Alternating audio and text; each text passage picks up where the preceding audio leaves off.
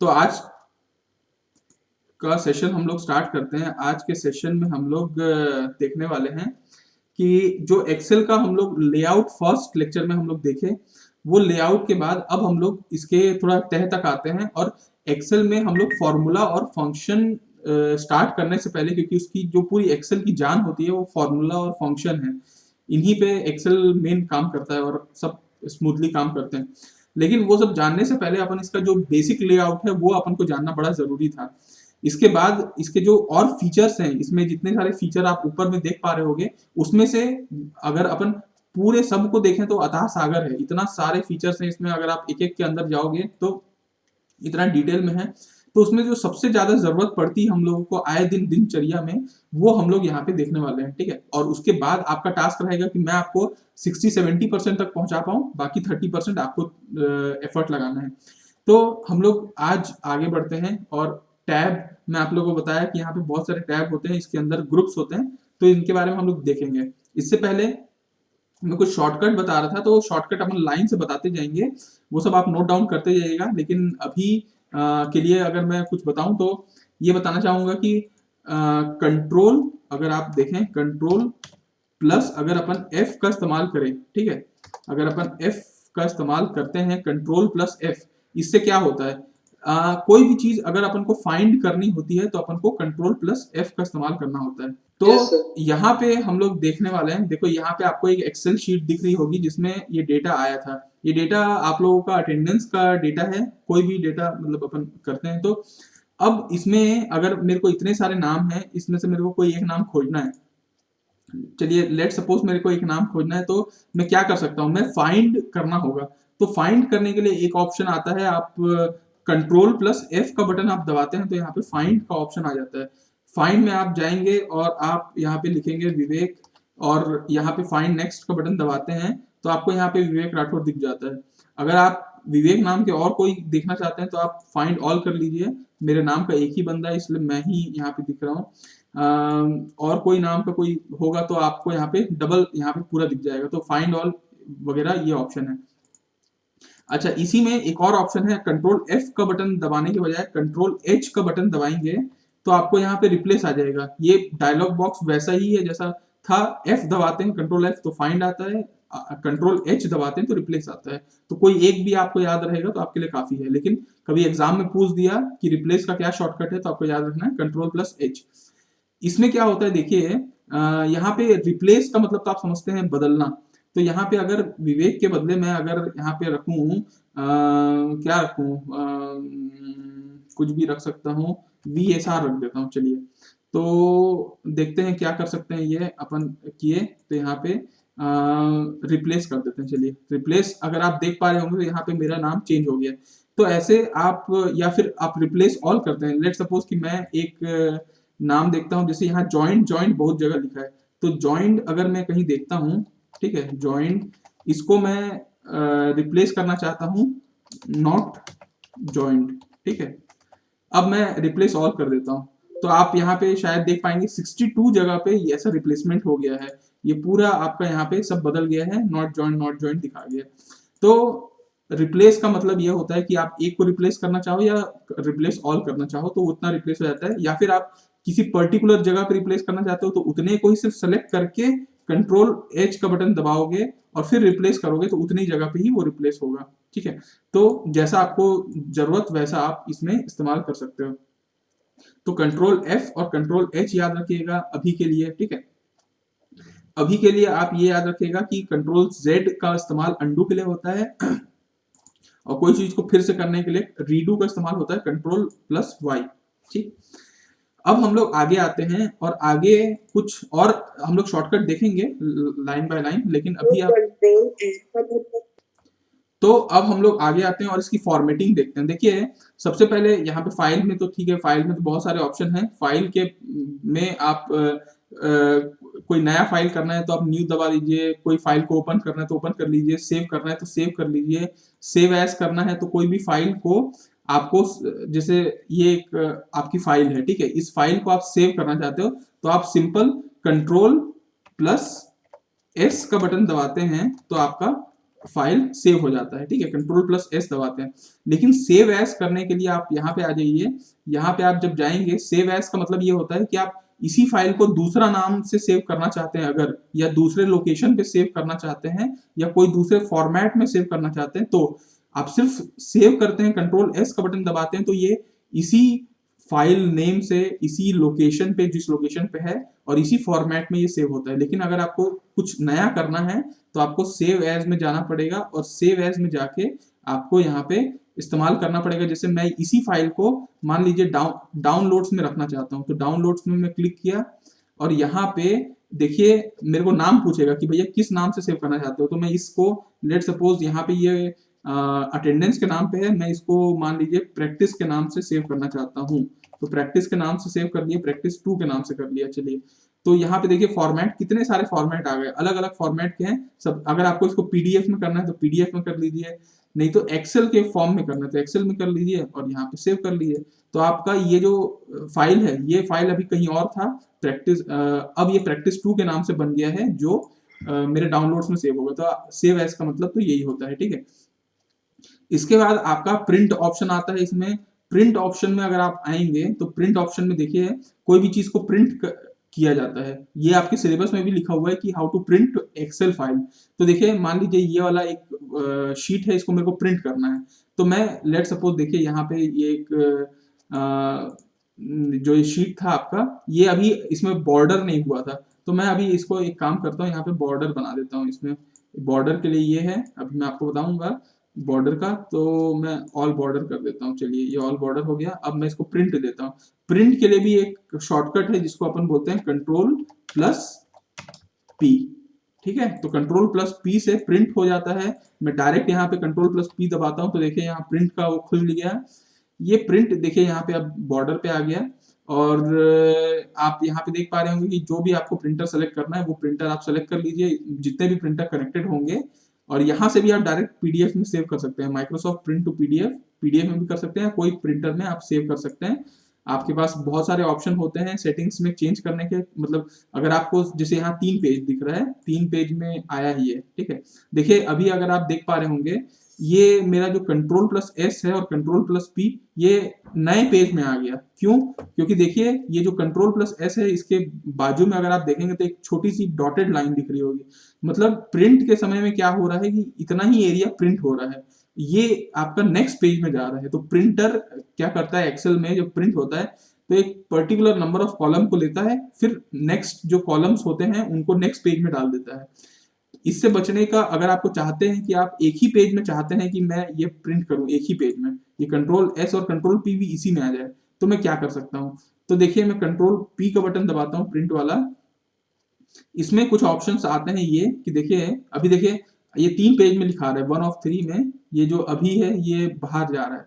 तो मैं यहाँ पे आप नीचे में देख सकते हैं नो स्केलिंग लिखा हुआ है। ये नो स्केलिंग को अगर मैं करूँ कि fit sheet on one page या fit all columns on one page, जैसे मैं इसको क्लिक करता हूँ तो आप यहाँ पे देख पाएंगे कि देखिए यहाँ पे 2 पेज में आ गया चीजें, और यहाँ पे बाजू में ही कंट्रोल प्लस एस और कंट्रोल प्लस पी भी आ गया।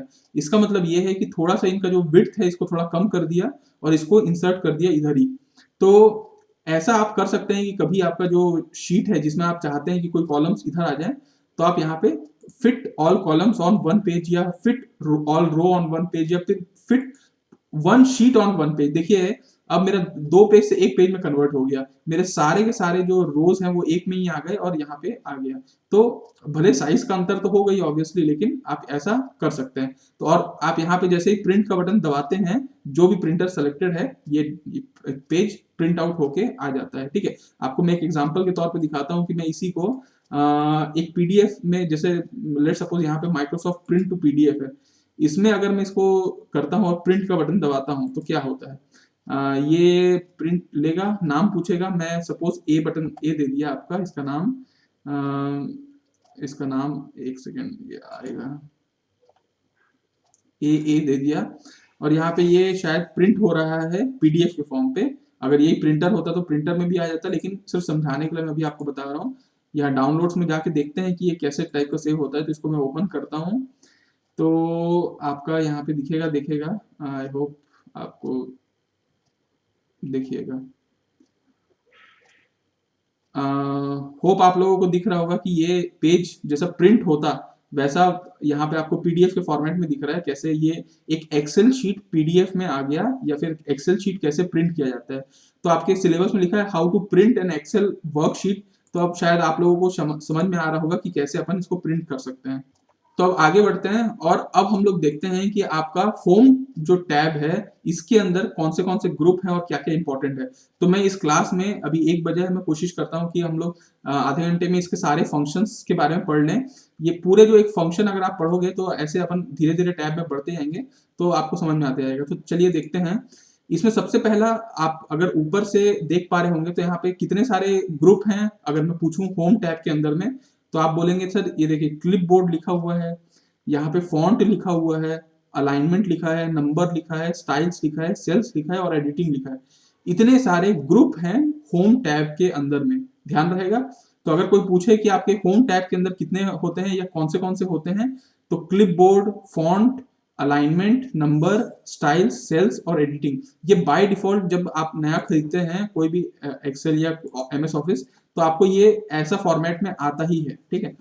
तो अब इसमें हम लोग आगे बढ़ते हैं और देखते हैं कि देखिए सबसे पहले आपको पता होना चाहिए कट, कॉपी, पेस्ट, ये तीन चीज आपके क्लिप बोर्ड के ऊपर होता है। तो क्लिप बोर्ड में देखिए फॉर्मेट पेंटर का तो उतना जरूरत पड़ता नहीं, ये तीनों का सबसे ज्यादा जरूरत पड़ता है, तो आप इन पे पहले फोकस करिए कि देखिए अगर कोई चीज को कॉपी करके पेस्ट करना है, ये तो आप समझते होंगे। मान लीजिए इतना ही जो सेल को मैं सेलेक्ट किया हूं इसको मैं कॉपी करना चाहता हूं, तो एक तरीका है कि मैं यहां से कॉपी कर लेता हूं। पहली बात, सिर्फ कॉपी दबाया तो ये अपने आप देखेंगे कि यहाँ पे एक डॉटेड लाइन चलना शुरू हो गया, ये इसका मतलब है कि कॉपी हुआ है। और मैं यहाँ पे जाके पेस्ट का बटन दबा देता हूं तो यहाँ पे वो पेस्ट हो जाता है। आप यहाँ पे देख पा रहे होंगे चीजें वहां से कॉपी हुई और यहाँ से पेस्ट हो गई। इसको शॉर्टकट करने का तरीका ये है कि आप सिंपल कंट्रोल प्लस सी बटन दबाते हैं तो आपका कॉपी हो जाता है, और अगर पेस्ट करना है तो आप सिंपल कंट्रोल बटन दबाते हैं और वी बटन दबाते हैं तो पेस्ट हो जाता है, ठीक है। तो control plus C copy, control plus V paste, ये दो शॉर्टकट याद रखिएगा, ठीक। अब कॉपी करने के भी अलग अलग तरीके होते हैं। जैसे आप यहाँ पे ये सेल को सेलेक्ट कर लीजिए और आप कॉपी में जाइए, ये बाजू में, तो हम लोग आगे बढ़ते हैं और ये देखते हैं। देखिए कॉपी अगर आप यहाँ पे देख पा रहे होंगे, ये कॉपी के बाजू में एक छोटा सा एरो है, ये एरो को अगर अपन क्लिक करते हैं तो देखिएगा यहाँ पे कॉपी का आता है और कॉपी एज अ पिक्चर आता है। मतलब अगर कोई चीज को अभी तो ये सेल के फॉर्म पे कन्वर्ट मतलब कॉपी हुआ, अगर इसको पिक्चर के फॉर्म पे कॉपी करना है तो ये क्या होगा, एक इमेज बन जाएगा। जितना सेल को अपन सेलेक्ट करेंगे वो एक इमेज बन जाएगा और उतना इमेज कहीं पे जाके पेस्ट होगा, तो वो होता है, ठीक है। अब देखिए अगर मेरे को यहाँ पे कोई डेटा है वो नहीं चाहिए, ठीक है, मेरे को ये डेटा को कहीं दूसरे जगह लाना है, तब मैं क्या करूंगा, कट का इस्तेमाल करूंगा। यहाँ पे कट का बटन है, काटना, तो ये इसका शॉर्टकट होता है कंट्रोल प्लस एक्स, ठीक है। तो कंट्रोल प्लस एक्स ये बहुत इंपॉर्टेंट है ना, ये सारे जो शॉर्टकट्स है ना, ये आप हमेशा याद रखते रहिए क्योंकि आपको एक्सेल, पावर पॉइंट, वर्ड हर जगह ये चीज जरूरत पड़ेगा। Copy control plus C, control plus V मतलब पेस्ट, और कंट्रोल प्लस एक्स का मतलब होता है कट करना। तो चलिए मैं यहाँ से कट करने की कोशिश करता हूँ और मैं अपने कीबोर्ड में कंट्रोल प्लस एक्स का बटन दबाता हूँ, तो आप देखेंगे यहाँ पे अभी भी वैसे ही ये लाइन चलना शुरू हो गया। लेकिन अब कट तो दबा दिया, कहीं पेस्ट भी करना पड़ेगा। तो मैं मान लीजिए इस सेल में कंट्रोल प्लस वी का बटन दबाता हूँ, तो आप यहाँ पे देख पाएंगे कि वहां का जो चीज था वो कट होके यहाँ पे आ गया। तो अब आप कॉपी और पेस्ट में अंतर आप समझ पा रहे होंगे कि कॉपी में सेम टू सेम डेटा जाता है और कट में वहां से हट जाता है डेटा और फिर यहाँ पे आ जाता है। तो आगे बढ़ते हैं। अब देखिए अब हम लोग आते हैं यहाँ पे, मैं जो कुछ छोटू मोटू छोड़ दूंगा ना उसका जरूरत नहीं पड़ता, इसलिए मैं छोड़ रहा हूँ क्योंकि मेन पे अपन को फोकस करना है। सब चीज पढ़ने के बजाय जो 80% चीजें जो बहुत इंपॉर्टेंट है वो ज्यादा पढ़ना अपन के लिए इंपॉर्टेंट है। अब आते हैं हम लोग यहाँ पे फॉन्ट वाले एरिया पे। फॉन्ट वाला जो एरिया है आप देख पा रहे होंगे, ये पूरा जो आपका लिखने की शैली है उस पर डिपेंडेंट, उसको चेंज करने की कोशिश करता है। तो देखिए मैं यहाँ पे मान के चलिए ये इतने सेल को सेलेक्ट करता हूँ, इसमें अगर मैं ये बी का बटन दबाता हूं तो ये क्या होता है, बोल्ड हो जाता है, ठीक है। मतलब अगर मेरे को कोई चीज को बोल्ड लेटर्स में लिखना है तो उसको मैं या तो इसको दबा दूंगा या तो मैं दबाऊंगा कंट्रोल प्लस बी, बी का बटन होता है क्या बोलते हैं, मतलब बोल्ड करने के लिए, ठीक है। ये बटन आपको हमेशा याद रखना है। ये 3-4 बटन क्यों, क्योंकि ये बटन ना हर जगह यूज होते हैं। मतलब अगर आप, मैं एक आपको छोटा सा एग्जांपल देता हूँ, आपको मैं एक मेल बताता हूँ। चलिए, मेल तो चलिए गूगल का है ना।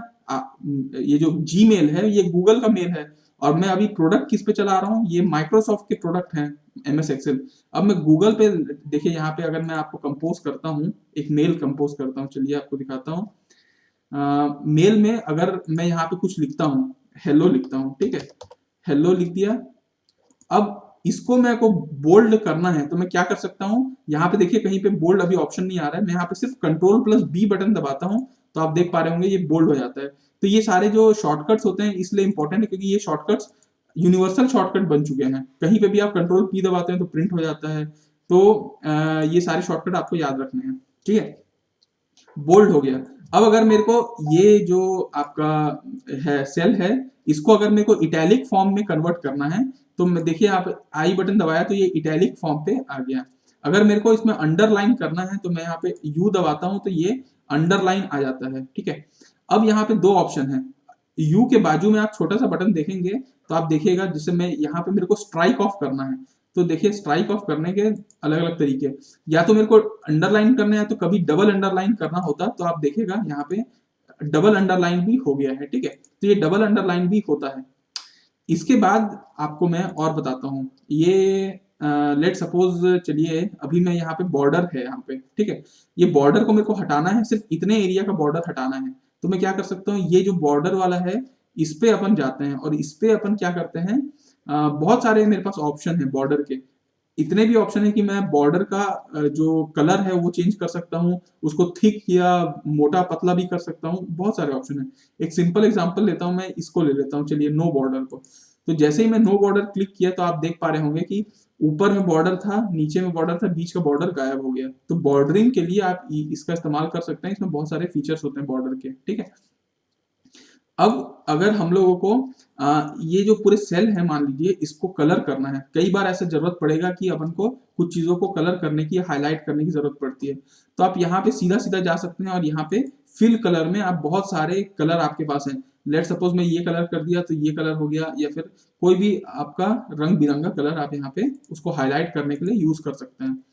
अगर आपको ऐसा आप चाहते हैं कि अंदर का ये जो फॉन्ट है इसका कलर चेंज हो जाए, फॉन्ट का पूरा कलर मत हो लेकिन सिर्फ फॉन्ट चेंज हो जाए, तो आप यहाँ पे भी फॉन्ट का कलर में आप यहाँ पे बदलाव ला सकते हैं। जैसे यहाँ पे आप देखेंगे तो इनका जो फॉन्ट है ये फॉन्ट का कलर चेंज हो गया। तो ये 2-3 चीजें हैं जो फॉन्ट में है। अच्छा, अब इसकी साइज अगर अपन को वेरी करनी है तो साइज में देखिए यहाँ पे अगर मैं ये सेलेक्ट करता हूँ, इसका साइज को मैं बढ़ा देता हूँ, ठीक है। तो आप देख पाएंगे कि बाकी सेल्स तो ठीक है लेकिन इनके साइज जो है वो चेंज हो चुके हैं। वैसे ही इनके साइज को अगर आपको कम ज्यादा करना है तो आप यहाँ से कम भी कर सकते हैं, और इसमें आप कोई भी स्टाइल के फॉर्मेट में आप इस्तेमाल कर सकते हैं। जिस उसका रखेंगे उसका आप कर सकते हैं। तो ये टोटल ये जो मैं ग्रुप अभी आपको समझाया ये फॉन्ट का है, मतलब फॉन्ट में आप कोई भी बदलाव लाना चाहते हैं तो आप बदलाव लाया जा सकता है। चलो आगे बढ़ते हैं हम लोग, और आगे हम लोग एक टैब, अच्छा इसके बाद हम लोग नीचे ये जो यहाँ पे आप देख सकते हैं ना, आपको मैंने बताया होगा कि यहाँ पे एक बॉक्स होता है जिसको डायलॉग बॉक्स बोलते हैं। इसको भी अगर आप क्लिक करते हैं तो आपको और फीचर मिलेंगे, मतलब फॉन्ट में ही अगर आप देखना चाहें, देखिए यहाँ पे बहुत सारे हैं। फॉन्ट के अंदर में आपके पास कैलिब्री है, रेगुलर इटैलिक, बोल्ड इटैलिक है, साइज तो अपन को वहीं से मिल गया था, ठीक है। अंडरलाइन में आपके पास, आपको मैंने बताया था कि सिंगल डबल भी होता है, बहुत सारे अलग अलग होते हैं। अगर आपको स्ट्राइक भी करना है ना तो स्ट्राइक यहाँ पे ऑप्शन नहीं था, आपको मैं आपको दिखाता हूँ, चलिए। जैसे ये एक ऑप्शन है इन लोगों का, इन लोगों को मेरे को स्ट्राइक करना है, स्ट्राइक मतलब बीच से काटना है। तो मैं क्या कर सकता हूँ, यहाँ ये छोटे से बटन में जाऊंगा, क्लिक करूंगा और यहाँ पे स्ट्राइक कर दूंगा। तो आप देख पाएंगे, देखिएगा आप देख सकते हैं शायद ये नाम को कट चुके हैं। तो कई बार अपन को ऐसे डेटा में चाहिए रहता है कि अपन को उनको दिखाना है कि ये कटे हैं लेकिन डिलीट नहीं करना है, दिखना चाहिए लेकिन कटे हुए दिखना चाहिए, तब अपन को स्ट्राइक थ्रू करना पड़ता है, ठीक है। इसी के अंदर में अगर अपन जाते हैं तो आप देखिए सुपर स्क्रिप्ट भी है। सुपर स्क्रिप्ट का मतलब क्या होता है, देखिए कोई भी चीज सुपर और सब कब होता है, आप यहाँ पे कभी आप देखते होंगे e to the power x, अगर आप देखें, ठीक है, e टू द पावर अगर x अगर आपको एक्सेल शीट में करना है तो आप क्या करेंगे, ex लिखे। अब ex तो आपका आएगा नहीं और बाकी कोई ऑप्शन भी नहीं है, तो आप क्या करेंगे, x को सेलेक्ट कर लेंगे और आप जाएंगे कहाँ पे, इस पे अगर आप जाते हैं सुपर स्क्रिप्ट पे, तो आप यहाँ पे देख पाएंगे कि यहाँ पे e to the power x में कन्वर्ट हो चुका है। अब अगर आप ये चाहते हैं कि आप एक ऐसा रखें जैसे शॉर्ट फॉर्म पे अपन जैसे वेक्टर कंपोनेंट होता है ए एक्स ए वाई ए जेड, उसमें अगर आपको ए के नीचे में अगर आपको x लगाना है तो आप कैसे करेंगे, यहाँ पे तो कोई ऑप्शन नहीं दिख रहा है, तो आप क्या करेंगे, ये x को सेलेक्ट करेंगे और ये डायलॉग बॉक्स में जाएंगे, इसमें आप सब स्क्रिप्ट का इस्तेमाल करेंगे। सब स्क्रिप्ट में देखिएगा आप यहाँ पे ये ए के नीचे आ गया, तो कभी भी कोई अल्फाबेट के ऊपर जाना है तो सुपर स्क्रिप्ट का दबाना है, अगर उसके नीचे जाना है तो सब स्क्रिप्ट को करना है, और कभी भी किसी चीज को स्ट्राइक करना है तो आपको स्ट्राइक थ्रू में जाना है। चलो उसके बाद हम लोग आगे बढ़ते हैं, फॉन्ट हो गया, अब हम लोग अलाइनमेंट वाले सेगमेंट में आते हैं। अलाइनमेंट सेगमेंट में क्या होता है कि आप इसको देखिए, यहाँ पे जैसे मान लीजिए इस सेल को मैं सेलेक्ट किया, हो सकता है ये सेल क्या है, मान लीजिए, चलिए एक काम करता हूँ, ये कुछ नाम है, ये अभी क्या है, आप इनके सेल को देखोगे तो ये लेफ्ट हैंड साइड ओरिएंटेड है, ये सब लेफ्ट हैंड साइड पे है। इसको मैं चाहता हूँ कि ये बीचों बीच आ जाए, तो मैं यहाँ पे बीच का बटन दबाता हूँ तो ये बीच में आ जाते हैं, अगर मैं इधर दबाऊँ तो इधर आ जाते हैं। तो ये अलाइनमेंट करने का तरीका होता है। अगर आप चाहते हैं कि सेल के बीचों बीच आ जाए, मतलब जो सेल का रो का थिकनेस है उसके बीच में आ जाए, तो आप ये दबा सकते हैं। तो ये छोटे छोटे अलाइनमेंट है। अब अगर आपको यहाँ पे कई बार ऐसा होता है कि अपन को कुछ चीजों को अलाइन करना होता है, जैसे कि आप यहाँ पे देख पा रहे हैं ये हॉरिजॉन्टल है, मतलब 180 डिग्री या 0 डिग्री आप बोल सकते हैं। इसको अगर मैं चेंज करना चाहूँ तो लेट सपोज मैं इसको काउंटर क्लॉकवाइज करता हूँ, तो आप देख पाएंगे कि ये जो नाम है ये किस फॉर्म पे हो गए, ये थोड़े मुड़ गए, ठीक है। अगर आप इसको सेलेक्ट करते हैं और इसको मैं एक काम करता हूँ, इसको चेंज कर देता हूँ, ठीक है, एंगल क्लॉकवाइज कर देता हूँ, तो आप यहाँ देख पाएंगे कि ये ऐसे मुड़ गए। तो कभी कभी हम लोगों को सेल में जरूरत पड़ती है कि हम कोई चीजों को अलाइन कर दें। अभी देखिए, जिस लेट सपोज कि यहाँ पे अपन वर्टिकल कर देते हैं, तो आप यहाँ पे देख पाएंगे, देखिए एक एक नाम आपका वर्टिकल में आ गया, ठीक है। तो कोई चीज ऐसे अलाइन हो सकती है, आप इसके मदद से आप कर सकते हैं, ठीक है। अगर आपको इतने में भी चयन नहीं आता तो आप क्या कर सकते हैं, फॉर्मेट सेल अलाइनमेंट में जाइए, ठीक है। फॉर्मेट सेल अलाइनमेंट में आप सीधा अपने जितने एंगल में आप चाहते हैं उस एंगल में आप रोटेट करके इसको, यहाँ पे डिग्री आपको दिखेगा, डिग्री आप यहाँ पे चेंज करके इसको कर सकते हैं। आप ओके दबाते हैं तो आप देखिए यहाँ पे जितने डिग्री में आप चाहें मोड़ सकते हैं अपने सेल को। तो यहाँ पे बेसिक इसका जो काम है, ओरिएंटेशन का काम ओरिएंट करना होता है, ठीक है। ये इंडेंट का काम जनरली ज्यादा यूज नहीं होता, कभी कोई चीज इधर उधर नहीं होती रहती तो आपको लेफ्ट हैंड साइड पे अगर जाना रहता है, मतलब कंटेंट को बॉर्डर के क्लोज आपको ले जाना होता है लेफ्ट हैंड साइड पे, तो आप इधर ले जाइए, और अगर आपको जो कंटेंट है उसको सेल के बॉर्डर से दूर ले जाना होता है तो आप ये बटन दबा दीजिए, ठीक है। तो ये सारा जो बटन है ये अलाइनमेंट का काम है। अब आपको मैं आगे का तो आज शायद शायद ना हो पाए, जितना होता है मैं उतना बताता हूँ। रैप टेक्स्ट और मर्ज एंड सेंटर बहुत इंपॉर्टेंट है, तो इसको मैं आपको बताता हूँ। तो पहले मैं इसको एक कोशिश करता हूँ कि इसको हम लोग वापस कर लेते हैं जैसा था। चलिए इसके बाद मैं आपको रैप टेक्स्ट बताना चाहता हूँ। रैप टेक्स्ट का मतलब होता है कि देखिए, मैं आपको एक एग्जांपल के तौर पे बताता हूँ। ये जो नाम है इसमें देखिए युवक सिंह का नाम छोटा है, ज्योति का है छोटा नाम है, अपना दीप्तांशु श्रीवास्तव देखिए कितना बड़ा नाम है। कई बार ऐसा होगा कि आपका ये जो सेल का कॉलम है, ये जो विड्थ है, मान लीजिए यहाँ पे है। अब दीप्तांशु श्रीवास्तव का नाम पूरा क्लियर कट नहीं दिख रहा है, प्रशांत बांधव का नाम नहीं दिख रहा है।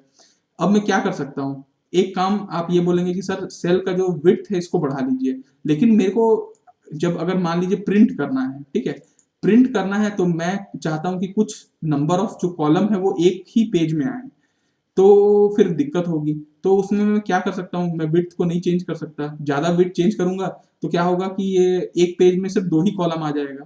तो मैं एक काम करता हूँ, मैं रैप कर देता हूँ। रैप का मतलब समझते हैं ना, कोई चीज को रैप होना मतलब कवर कर देना। तो मैं एक काम करता हूँ, ये सेल को पकड़ता हूँ और ये सेल को पकड़ सेलेक्ट करके मैं रैप कर देता हूँ। जैसे ही आपने रैप किया, देखिए आप देख पाएंगे विकास विश्वकर्मा का नाम, सेल का विड्थ चेंज नहीं हुआ, लेकिन वो नाम उसका जो हाइट है, रो का हाइट वो थोड़ा चेंज हो गया अपने जरूरत के हिसाब से। अभिषेक तिवारी में तिवारी नीचे आ गया, अभिजीत सिंह में सिंह नीचे आ गया, जो कि अभी उधर हुआ करता था। जैसे ही मैं इसको देखना, अगर इसको मैं चेंज करूंगा तो आप देख पाएंगे कि ये अब एक में आ गए, ठीक है। और मैं मान लीजिए इसको मैं और छोटा कर देता हूँ, ठीक है। तो देखिए सारे लोग यहाँ पे आ गए, मतलब एक उसमें आपका कन्वर्ट हो गया, ठीक है। अगर आप देखेंगे तो आप कॉलम को जब छोटा रखना चाहते हैं और आप चाहते हैं कि वो सेल भले लंबा हो जाए लेकिन सारा चीज उतने ही छोटे से में आ जाए, तब आप उसको रैप करते हैं। रैप का मतलब एक छोटे से डिब्बे में पैक कर देते हैं, दैट इज कॉल्ड रैप, ठीक है। और दूसरा मर्ज इन सेंटर, आपको ये बताना है कि देखिए जैसे कई बार ऐसा होता है कि लेट सपोज, मान लीजिए, चलिए मैं एक काम करता हूँ यहाँ पे एक नाम था, ठीक है, ऐश्वर्य कुमार सिंह नाम है।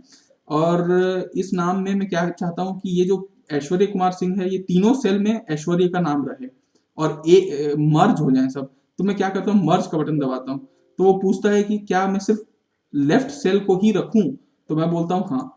तो देखिएगा अब आप देख पाएंगे कि एक तीन सेल एक सेल में मर्ज हो गया और जो लेफ्ट सेल में जो डेटा था वही बस रह गया और वो सेंटर में आ गया। That is called merge and centre, ठीक है। इसमें ऑप्शन है कि मर्ज आपको पूरा अक्रॉस करना है या सिर्फ जितना सेलेक्ट किए उतना करना है, या जैसे मान लीजिए ये एक सेल है, ये मर्ज तो हो गया, अब इसको मेरे को अनमर्ज करना है, तो मैं क्या कर सकता हूँ, यहाँ पे जाके अनमर्ज दबा दिया। तो देखिए वापस एक सेल क्या हो गया, तीन सेल में, यहाँ पे आपको मैं बॉर्डर में दिखाता हूँ, ये एक सेल जो था मर्ज था वो तीन सेल में अनमर्ज हो गया। तो मर्ज और अनमर्ज का कॉन्सेप्ट आप समझिए, लेकिन डेटा जो है वो गायब हो जाता है, ये याद रखिएगा। तो जो लेफ्ट हैंड साइड का डेटा है, जैसे मैं ऊपर से नीचे मर्ज करता हूँ, देखिएगा मैं 5 सेल सेलेक्ट किया और मैं मर्ज करने की कोशिश करता हूँ, तो वो पूछेगा कि क्या सिर्फ मैं ऊपर का डेटा रखूं, तो मैं बोलूंगा हाँ। तो आप देख पाएंगे कि यहाँ पे पांचों सेल में एक ही सेल का डेटा आ गया। मैं इसको बीचों बीच ले आता हूँ, तो आप देख पाएंगे ये है। और अगर मैं इसको फिर अनमर्ज करूं, तो अनमर्ज में यहाँ पे आप देखेंगे कि फिर अनमर्ज हुआ लेकिन वो डेटा वापस नहीं आया जो मैं चाहिए था पहले।